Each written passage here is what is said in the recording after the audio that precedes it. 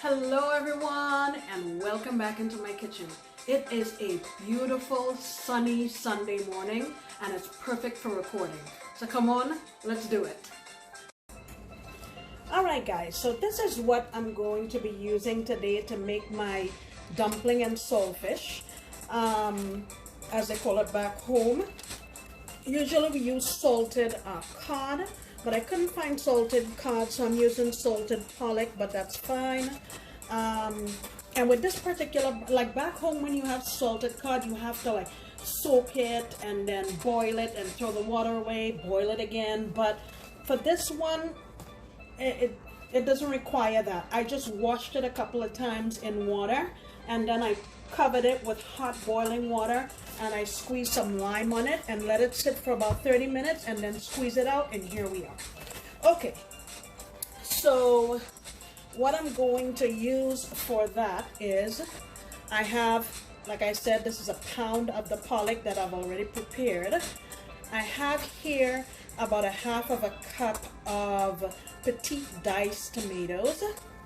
I have a sliver of lime.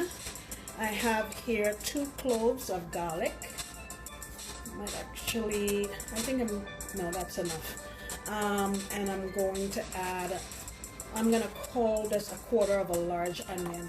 You don't have to use red onion. All I have is red onion, so that's why I'm using it. Now I'll be serving this with dumplings.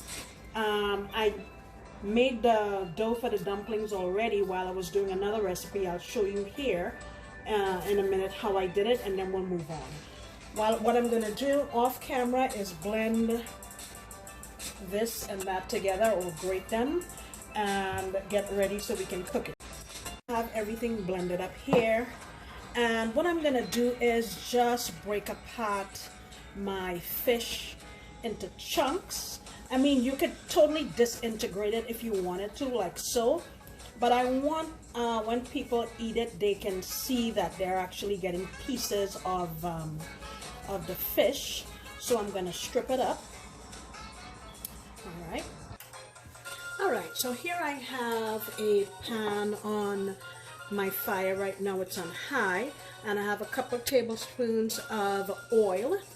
And here is my mixture of my onions and stuff that I blended. I'm going to get that in there. And I'm just going to saute it gently for, I would say, 2 or 3 minutes.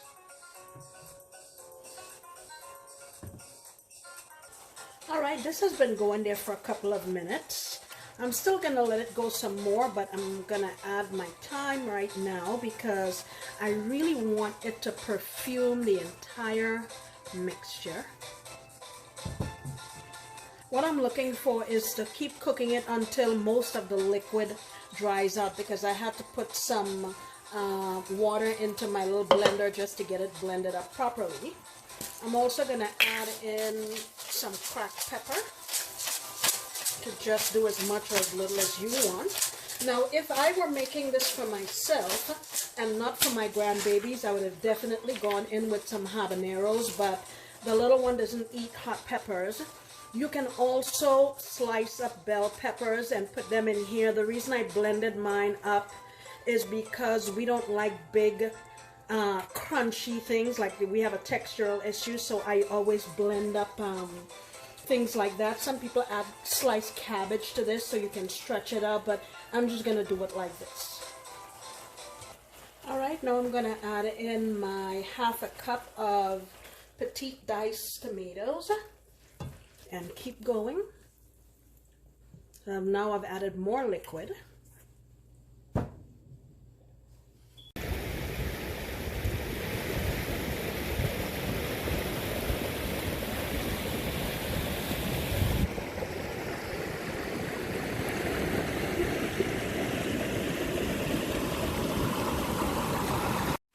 So this has cooked down nicely.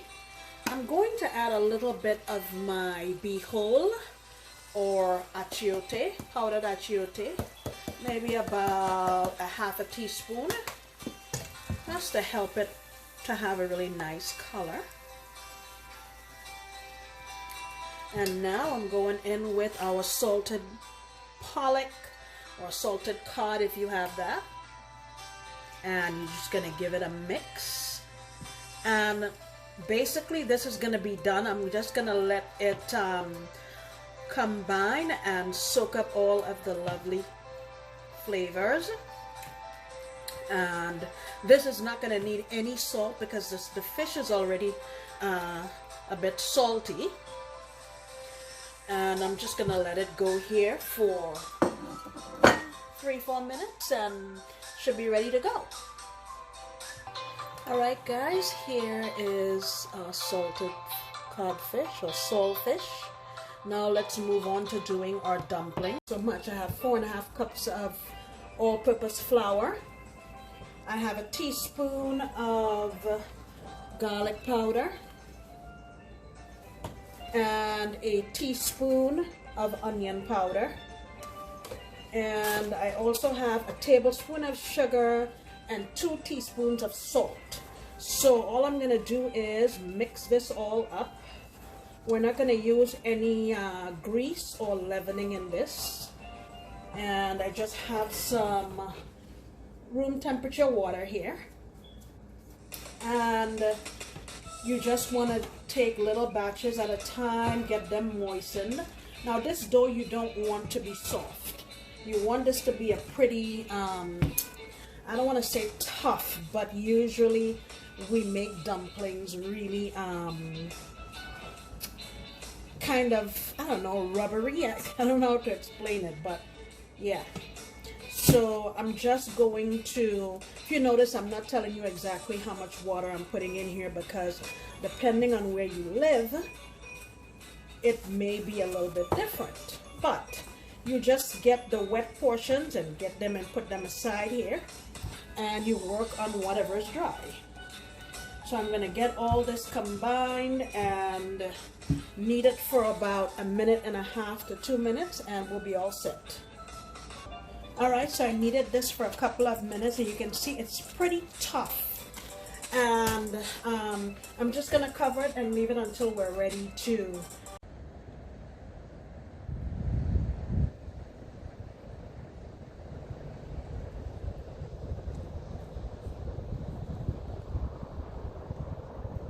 really easy.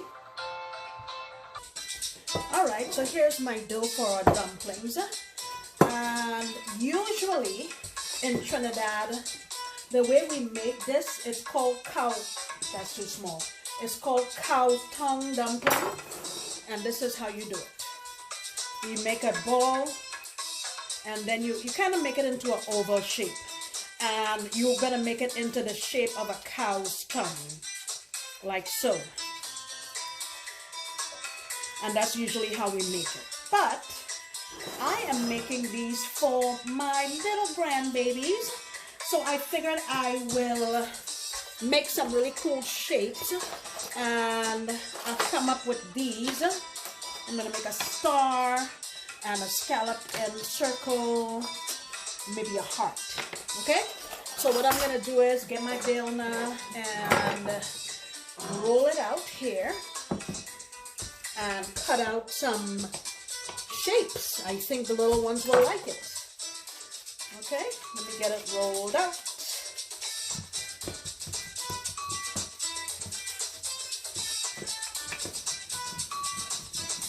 And like I said, this is unleavened. We usually don't leaven the flour that we make for dumplings. So I'm just gonna roll it out like so.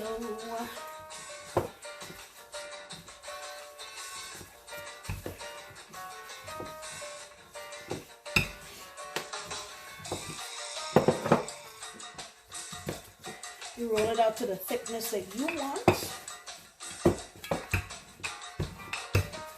Alright, I think that's a good thickness. So let's go around and cut out some shapes. These dumplings were really made with love.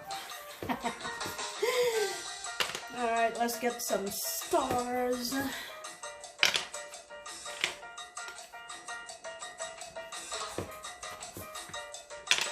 And I have some water heating on my stove, and there's probably about a half gallon or so, and I've added a teaspoon and a half of salt and about a tablespoon of oil, because I don't want the dumplings to stick together, so the oil will stop it from doing that. But yeah, look at our cute little dumplings.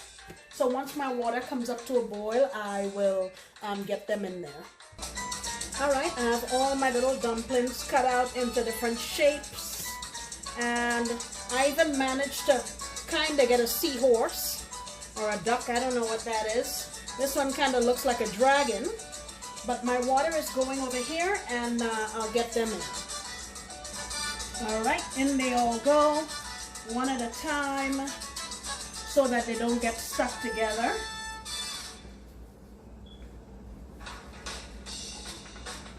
And these are not very big. I imagine it'll take less than 10 minutes for them to be done. In we go. I'll let you see what they look like once they come out. And here is the original shape of the cow's tongue. That one's going in. Alright, let me get them all in there, and I will be back when they're ready. Alright guys, so our dumplings are done, and usually, well not usually, sometimes we just toss the dumpling and the salted cod together and serve it as a one-stop dish.